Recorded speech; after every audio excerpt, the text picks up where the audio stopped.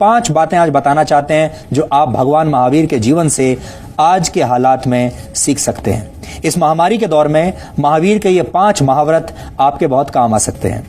भगवान महावीर का पहला सिद्धांत है अहिंसा। आजकल अहिंसा के व्रत का पालन किए जाने की सबसे ज्यादा जरूरत है, क्योंकि कोरोना वायरस जैसी महामारी भी एक हद तक प्रकृति और जानवरों के साथ की गई हिंसा का ही परिणाम है। इसलिए इस हिंसा को बंद करने की कोशिश कीजिए और जो मानसिक हिंसा है, बुरे विचारों वाली जो हिंसा है, उसे भी रोकने की कोशिश कीजिए।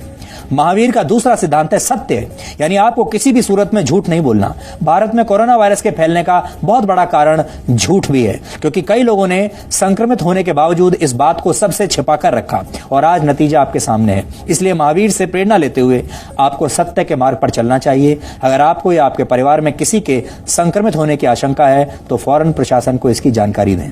यहां से आप सत्य के साथ अपना एक्सपेरिमेंट शुरू कर सकते हैं। भगवान महावीर का तीसरा सिद्धांत है अपरिग्रह। जैन साधु अपने पास कभी पैसा नहीं रखते, ना ही भौतिक वस्तु रखते हैं। इससे यह सीख मिलती है कि आपको अपने जीवन में मिनिमलिज्म को अपनाना चाहिए, यानी आपको जितने की जरूरत है उतना ही संचय कीजिए। भौतिक वस्तुएं जरूरत से ज्यादा उनका संचय ना करें।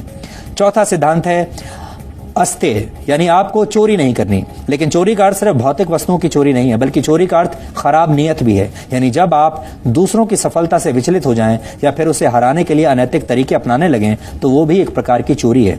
ईर्ष्या भी एक प्रकार की चोरी ही है और किसी और के मौलिक विचारों को भी कॉपी पेस्ट करना एक चोरी है।